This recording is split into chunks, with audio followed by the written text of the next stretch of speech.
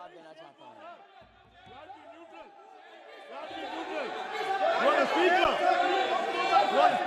अध्यक्ष महोदय,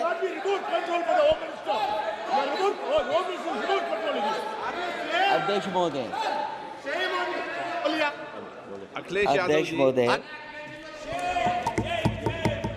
अध्यक्ष महोदय, मैं सबसे पहले आपका धन्यवाद देना चाहता हूं कि आपने मुझे अपनी पार्टी की तरफ से राष्ट्रपति जी के भाषण बोलने का मौका दिया है। अध्यक्ष जी, सत्ता पक्ष और विपक्ष दोनों लगातार अपनी बात रख रहे हैं। मैं सबसे पहले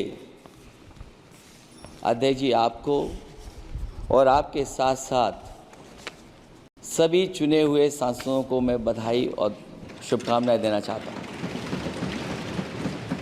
साथ ही साथ मैं सबसे पहले देश के उन सभी समझदार और ईमानदार मतदाताओं को धन्यवाद जिन्होंने लोकतंत्र को एक तंत्र बनाने से रोका।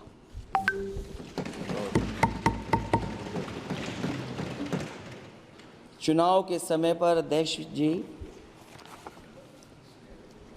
ऐसा कहा गया कि 400 पार। मैं समझदार जनता को फिर एक बार धन्यवाद दूंगा और मैं कुछ कहना चाहता हूं कि आवाम ने तोड़ दिया हुकूमत का गुरूर, दरबार तो लगा है पड़ा गमगीन में बेनूर है पर। अध्यक्ष महोदय, दरबार तो लगा है पर बड़ा गमगीन बेनूर है और पहली बार ऐसा लग रहा है हारी हुई सरकार विराजमान है। जनता कह रही है चलने वाली नहीं सरकार। अध्यक्ष महोदय, जनता कह रही है चलने वाली नहीं, ये गिरने वाली सरकार है। और क्योंकि ऊपर से जुड़ा कोई तार नहीं, नीचे कोई आधार नहीं, अधर में जो है अटकी हुई वो तो कोई सरकार नहीं। दरअसल पूरा इंडिया समझ गया है कि इंडिया ही प्रो इंडिया है। इस चुनाव में इंडिया अलायंस की नैतिक जीत हुई है। ये पीडीए इंडिया की सकारात्मक राजनीति, पॉलिटिक्स जो पॉजिटिव है, पॉजिटिव पॉलिटिक्स की जीत हुई है। ये इंडिया पीडीए की सोशल जस्टिस मुहिम की विक्ट्री है। 2024 का परिणाम हम इंडिया वालों के लिए जिम्मेदारी से भरा पैगाम भी है। और अगर हम यूं कहें अध्यक्ष महोदय कि 15 अगस्त 1947 अगर उपनिवेशिक राजनीति से आज़ादी का दिन था तो 4 जून 2024 देश के लिए सांप्रदायिक राजनीति से आज़ादी का दिन रहा। ये सांप्रदायिक राजनीति के अंत और सामुदायिक राजनीति की शुरुआत है। जहां सांप्रदायिक राजनीति का अंत हुआ है वहीं सामुदायिक राजनीति की शुरुआत हुई है। सबसे अच्छी बात हुई ये है कि इस चुनाव में सांप्रदायिक राजनीति की हमेशा के लिए हार हो गई है। अध्यक्ष महोदय, कहने को सरकार ये कहती है कि ये 5th लार्जेस्ट इकोनॉमी बन गई है और जीडीपी के मामले में 5th वर्ल्ड की इकोनॉमी बन गई है। लेकिन अध्यक्ष मोदी, ये सरकार क्यों छिपाती है कि अगर ये हमारी सबसे लार्जेस्ट इकोनॉमी, अगर हम 5वें नंबर पर हैं, तो हमारे देश की पर कैपिटा इनकम, प्रति व्यक्ति आय हमारे किस स्थान पर पहुंची है। और हम लोगों ने तो अध्यक्ष महोदय देखा है कि अगर दिल्ली की सरकार ने कहा होगा कि $5 ट्रिलियन की इकोनॉमी बनेगी, तो जहां से प्रधानमंत्री जी चुन करके आते हैं वहाँ का प्रदेश के सरकार भी कह रही कि हम $1 ट्रिलियन इकोनॉमी बना लेंगे। देश की इकोनॉमी कहाँ पहुँच गई, पर कैपिटा इनकम क्या है, लेकिन अगर उत्तर प्रदेश की इकोनॉमी को अगर $1 ट्रिलियन की इकोनॉमी बनना है तो कम से कम 35% की ग्रोथ चाहिए। मुझे नहीं लगता है कि 35% की ग्रोथ उत्तर प्रदेश पा पाएगा। हम हंगर इंडेक्स में कहाँ खड़े हैं, नीचे से कहाँ हैं। जो 5th लार्जेस्ट इकोनॉमी की बात कर रहे हैं वो इनइक्वालिटी के पैरामीटर पे कहाँ खड़े हैं, वो हैप्पीनेस इंडेक्स में कहाँ खड़े हैं। और जो लोग चुनाव को अपने तरीके से मोड़ते हैं, मैं उन्हें कहना चाहता हूं कि अध्यक्ष महोदय, इस चुनाव के परिणाम ने तोड़ने वाली राजनीति को तोड़ दिया है और जोड़ने वाली राजनीति की जीत हुई है। इस चुनाव में धन छल बल की नकारात्मक राजनीति की शिकस्त हुई है। ये चुनाव जो देश का हुआ, ये सकारात्मक राजनीति का नया दौर शुरू हुआ है। इस बार प्रो कॉन्स्टिट्यूशन वालों की जीत हुई है। हम मानते हैं संविधान ही संजीवनी है, उसी की जीत हुई है। ये संविधान मंथन में संविधान रक्षकों की जीत हुई है। अब ऊपर से नीचे की राजनीति का अंत हो गया है। अब नीचे से जो समाज की जो आवाज़ उठेगी वही राजनीति का आधार बनेगी। मैं कहना चाहता हूं कि देश किसी की व्यक्तिगत महत्वाकांक्षा से नहीं, जन आकांक्षा से चलेगा। मतलब अब मनमर्जी नहीं, जनमर्जी चलेगी। इस चुनाव का बड़ा पैगाम यही है।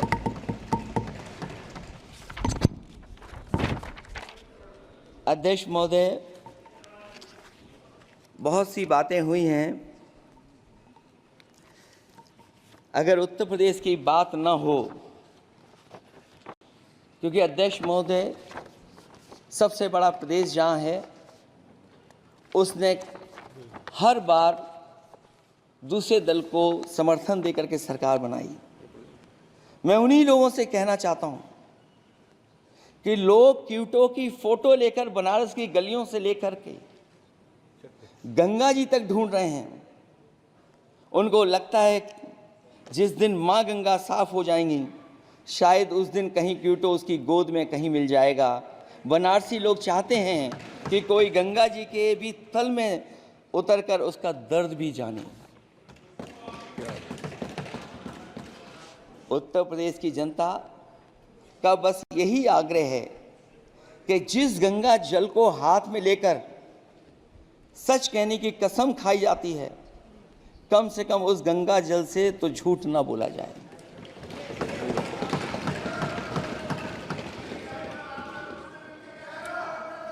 जहां विकास के नाम पर खरबों रुपए की लूट का राज खोलते भ्रष्टाचार के गड्ढे प्रदेश का नाम खराब कर रहे हैं, वहीं पहली बारिश में ही टपकती हुई छत और गिर चुकी स्टेशन की दीवार बेईमानी की निशानी बन गई है। अध्यक्ष महोदय, विकास का ढिढोरा पीटने वाले इस विनाश की जिम्मेदारी कब लेंगे? और रही सच्चे विकास की बात, तो हमने जो सड़क बनाई उस पर हवाई जहाज उतरे थे और उत्तर प्रदेश की मुख्य नगरी में सड़कों पर नाव उतरी हैं, और अभी बारिश और हो जाएगी तो नाव से भी चलना पड़ेगा। यही स्मार्ट सिटी के जुमले का भी हाल है। न तो जाम से छुटकारा मिला, न बुनियादी सुविधाओं से कोई निजात मिली, न कोई बुनियादी सुविधाएं मिल पाई हैं। मुझे याद है अध्यक्ष महोदय, देश के प्रधान सांसद जी ने अनाथ पशुओं के बारे में बहुत कुछ कहा था। अनाथ पशुओं की समस्या से छुटकारा दिलवाने के लिए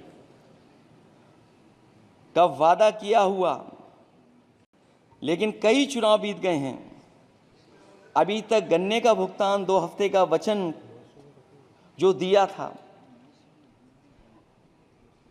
कहाँ दिया था, अब तो वचन देने वाले को भी याद नहीं है। हर बात को जुमला बना देने वाले लोगों के ऊपर से जनता का भरोसा उठ गया है। इसीलिए बहुमत की सरकार नहीं है, ये सहयोग से चलने वाली सरकार है। डबल इंजन के नाम पर उत्तर प्रदेश को टकराहट के सिवा कुछ हासिल नहीं हुआ है। उत्तर प्रदेश में प्रभुत्व की लड़ाई दो लोगों को आपस में लड़ा रही है, लेकिन उसकी मार जनता को सता रही है। पिछले 10 सालों की उपलब्धि बस इतनी रही कि एक शिक्षा परीक्षा माफिया का जन्म हुआ।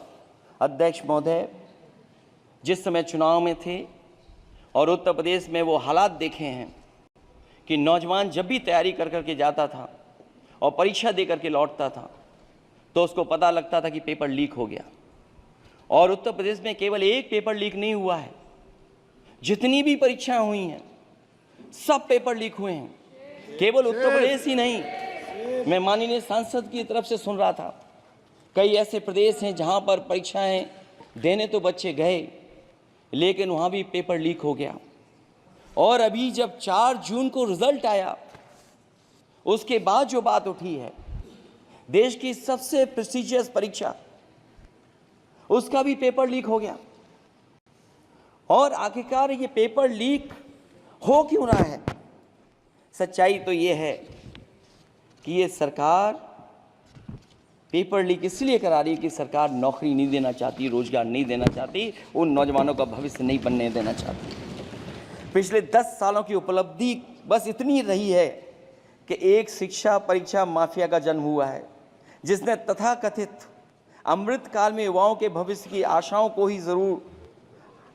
को ही जहर दे दिया है। जो सरकार उम्मीद को मार दे, वह न तो वर्तमान को सुधार सकती है, न भविष्य को संवार सकती है। सरकार आशा का प्रतीक होनी चाहिए, निराशा का नहीं। जनता चाहती कि हर समस्या के लिए बीते कल को जिम्मेदार ठहराने के बहाने को सरकार छोड़े और आने वाले कल की बात करे। अगले 1000 साल के झूठे सपने दिखाने वाले अगले महीने होने वाली परीक्षाओं के लीक न होने की गारंटी कब लेंगे? जनता अब न तो किसी बहकावे में आएगी और न किसी के बहलावे फुसलावे में आएगी। जो लोग कहते हैं कि अमृत काल की बात करने वाले जनता का जागरण काल आ गया है, आज इस सदन में नए राजनीतिक जागरण के अनेक प्रतिनिधि बैठे हैं। अब जब बात होगी तो सच्ची बात होगी और जनता को पूरी सच्चाई के साथ हम लोग अपनी जिम्मेदारी के साथ बात रखेंगे।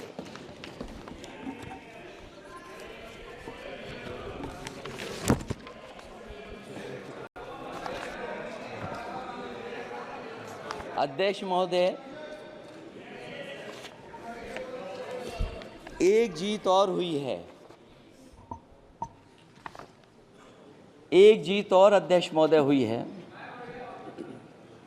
मैं जानता हूं सत्ता पक्ष बैठे वाले लोग समझ गए होंगे। अयोध्या की जीत भारत के परिपक्व मतदाता की लोकतांत्रिक समझ की जीत है। और हम तो अध्यक्ष महोदय यही सुनते आए हैं, होए वही जो राम रची राखा, ये है उसका फैसला। अध्यक्ष महोदय, होई वही जो राम रची राखा, ये है उसका फैसला। जिसकी लाठी में नहीं होती आवाज, जो करते थे किसी को लाने का दावा, वो हैं खुद किसी के सहारे के लाचार।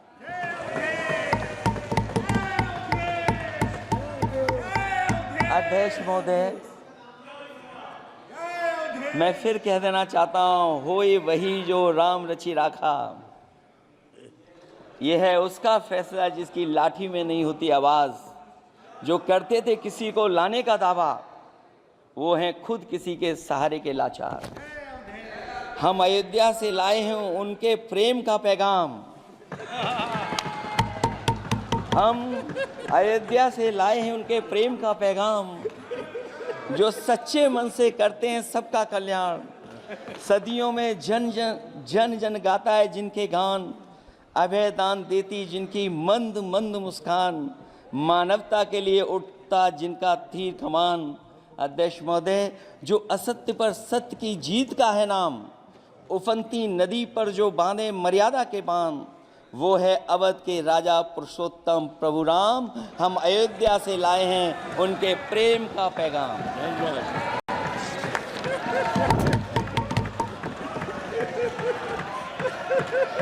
अध्यक्ष महोदय,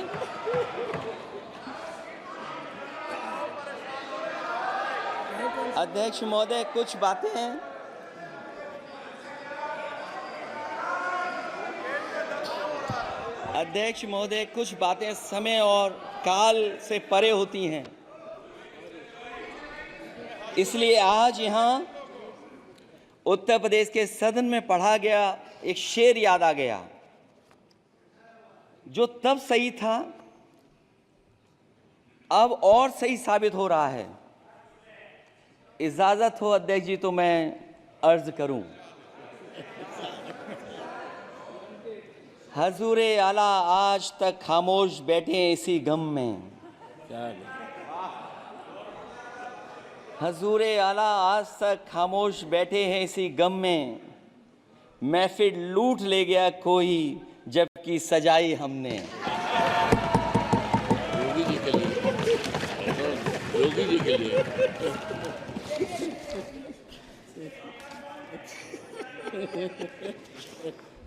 अध्यक्ष महोदय,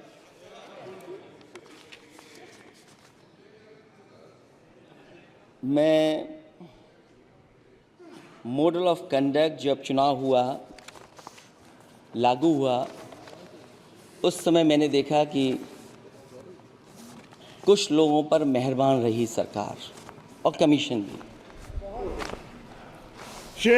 कई मैं बहुत डिटेल में नहीं जाना चाहता हूं अध्यक्ष महोदय,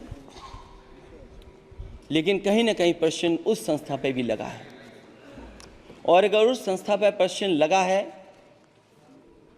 तो लगाने वाली सरकार की वजह से लगा है। इसलिए अगर निष्पक्ष होगी वो संस्था तो न केवल हमारा लोकतंत्र स्वस्थ होगा, बल्कि हमारे लोकतंत्र और मजबूत दुनिया में दिखाई देगा। अध्यक्ष महोदय, ईवीएम पे मुझे कल भी भरोसा नहीं था, आज भी नहीं भरोसा। मैं 80 के 80 सीट जीत जाऊं तब भी नहीं भरोसा। और मैंने अपने चुनाव में कहा था अध्यक्ष महोदय कि ईवीएम से जीत करके ईवीएम हटाने का काम करेंगे। न ईवीएम का मुद्दा मरा है, न जाएगा खत्म। जब तक ईवीएम नहीं हटेगी हम समाजवादी लोग उस बात पर अड़ग रहेंगे। उत्तर प्रदेश अध्यक्ष महोदय वो प्रदेश है जिसने सरकार बीजेपी की बनवाई, एक बार नहीं 2 बार बनवाई, और उसी उत्तर प्रदेश के साथ कितना बड़ा भेदभाव, उत्तर प्रदेश के साथ बड़ा भेदभाव। मुझे याद है वो दिन जब प्रधानमंत्री जी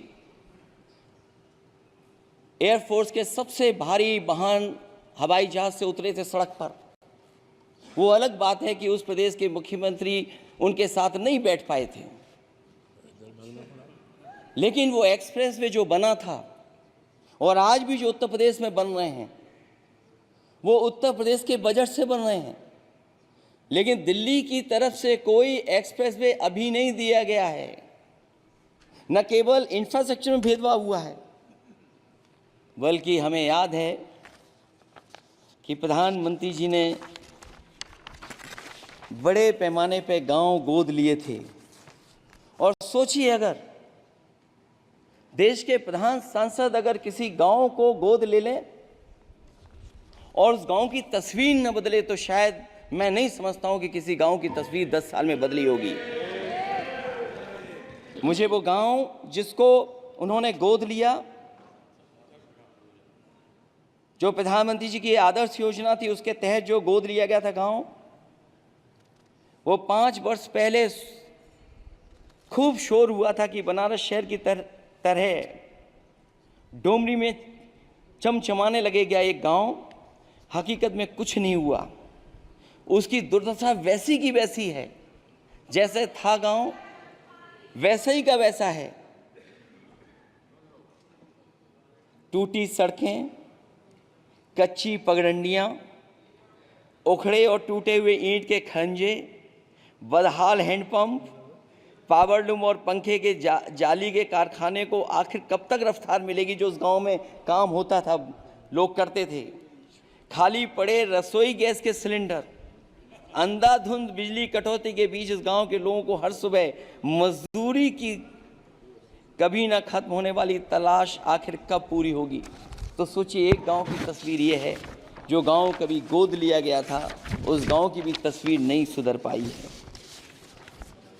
जो भाजपा के स्मार्ट सिटी के झूठे सपने में गांव के लिए कोई जगह नहीं है। अपने गांव गोद लेने की जो बात कही थी, क्या वो भी जुमला था अध्यक्ष जी? पता नहीं जिस गांव को गोद लिया था उसका नाम भी किसी को याद है कि नहीं। मैं नाम पूछ करके किसी को शर्मिंदा नहीं करूंगा, क्योंकि अगर नाम याद है तो ये तो और भी बुरी बात है कि अपने नाम याद रखने के बावजूद भी कुछ नहीं किया। जिसे गोद लिया जाता है उसे अनाथ बनाकर छोड़ देना अच्छी बात नहीं है। और अगर तस्वीर अध्यक्ष महोदय बदली हो 10 साल में उन तमाम गोद लिए हुए गांवों की, तो मैं सत्ता पक्ष के लोगों से कहूँगा जरूर इस सदन में बात रखें, जरूर बताएं आप। जो बात कभी अध्यक्ष महोदय कास्ट सेंसस की उठी थी, हम उस कास्ट सेंसस के पक्ष में हैं कि बिना कास्ट सेंसस के सामाजिक न्याय संभव नहीं है। सबको हक दिला पाना मुश्किल है। अध्यक्ष महोदय, राष्ट्रपति जी के अभिभाषण में अग्निवीर को लेकर के जो चिंता विपक्ष की थी और देश के नौजवानों की थी, वो चिंता वैसी की वैसी बनी है। अध्यक्ष महोदय, मैं ये कहना चाहता हूँ, मैं खुद मिलिट्री स्कूल से पढ़ा हूँ। मेरे साथ के बहुत बड़े पैमाने पे लोग फौज में। मैंने समय समय पे जो मेरे साथ पढ़े जो सीनियर थे उनसे भी जानकारी हासिल की है। बड़े बड़े ऑफिसर से मैंने पूछा है, वो शायद आपको न बता पाएँ, लेकिन दबी जुबान में उन्होंने कहा है कि देश की सुरक्षा के साथ अग्निवीर जैसी व्यवस्था लागू करने से समझौता हो रहा है। अध्यक्ष महोदय, किसी भी देश की सबसे बड़ी प्राथमिकता अगर कोई है तो वो देश की सीमाओं की सुरक्षा है। अग्निवीर जैसी व्यवस्था से कभी संभव नहीं है। अध्यक्ष महोदय, हम अग्निवीर व्यवस्था को कभी स्वीकार नहीं कर सकते हैं। आज नहीं कल, कल नहीं बाद में, जब कभी भी सत्ता में इंडिया गठबंधन आएगा, अग्निवीर व्यवस्था हमेशा हमेशा के लिए खत्म हो जाएगी। अध्यक्ष महोदय, जिन्होंने कहा कि हम आय किसानों की दोगुनी कर देंगे, आज किसान पूरा देश का देख रहा है कि उसकी आय कहाँ दोगुनी हो गई। और जिस तरह महंगाई बढ़ी है, सरकार बताए कि महंगाई इस बढ़ने पे उसकी आय कितनी होनी चाहिए। और जो इंफ्रास्ट्रक्चर की बड़ी बड़ी बातें की गई थी कि एमएसपी लागू करने के लिए एग्रीकल्चर सेक्टर का इंफ्रास्ट्रक्चर तैयार होगा, लेकिन जहाँ तक मैंने उत्तर प्रदेश में देखा है, अगर इस सरकार में एक भी नई मंडी बनी हो तो मुझे सरकार बता दे। अध्यक्ष महोदय, जो इंफ्रास्ट्रक्चर एग्रीकल्चर सेक्टर में बनाने की बड़ी बात कही थी, अगर सरकार की तरफ से एक भी मंडी 10 साल में बनी हो तो जरूर सरकार बताए। जो सरकार मंडी नहीं बना सकती है उस पर एमएसपी का भरोसा कैसे कर सकते हैं, जिन्होंने एमएसपी का भरोसा दिलाया था।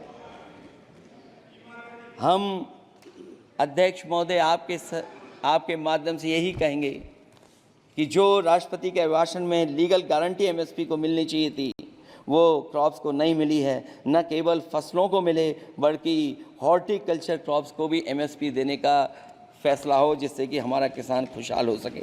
साथ ही साथ ओपीएस की बात अभिभाषण में नहीं आई है। ओल्ड पेंशन स्कीम लागू हो, जिससे हमारे तमाम सरकारी कर्मचारियों का भविष्य बन सके।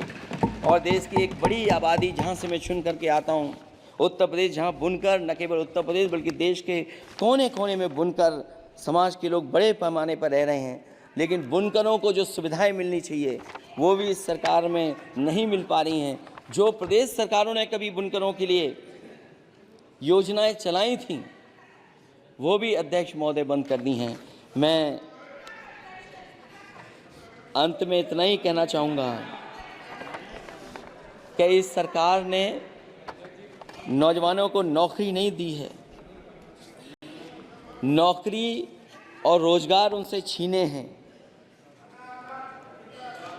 बहुत नौकरी छीनी है। इसलिए मैं कहना चाहता हूं अध्यक्ष जी, इसलिए मैं कहूँगा कि आपके राज में न नौकरी की उम्मीद है न रोजगार, क्योंकि आपने छोटे कारोबारी तक को इतना छोटा बना दिया है कि न तो वो अपना पेट भर सकता है न किसी को नौकरी पर रख सकता है। जो कुछ पद निकलते भी हैं तो उन पर लेटरल एंट्री के नाम से पिछले दरवाजे से कुछ खास संगी साथियों को रख लिया जाता है। आरक्षण का हक नॉट फाउंड सुटेबल के नाम पर हड़पा जा रहा है। और अध्यक्ष महोदय, आरक्षण के साथ इतनी खिलवाड़ किसी सरकार ने नहीं की होगी जितनी खिलवाड़ इस सरकार ने की है। जहां सरकारी नौकरियां नहीं दी जा रही हैं, और सरकारी नौकरियां इसलिए नहीं दी जा रही हैं क्योंकि उन्हें आरक्षण देना पड़ेगा। जिस प्रदेश से मैं आता हूं वहाँ सबसे बड़े पैमाने पे नौजवान बेरोजगार है, और पिछले 10 साल में जो पेपर उन्होंने लीक कराए हैं वो इसीलिए कराए हैं क्योंकि नौकरी ना देनी पड़े, और अगर नौकरी देनी पड़ेगी तो उन्हें आरक्षण भी देना पड़ेगा। ये जानबूझ करके सरकार नौकरी और आरक्षण के साथ खिलवाड़ कर रही है।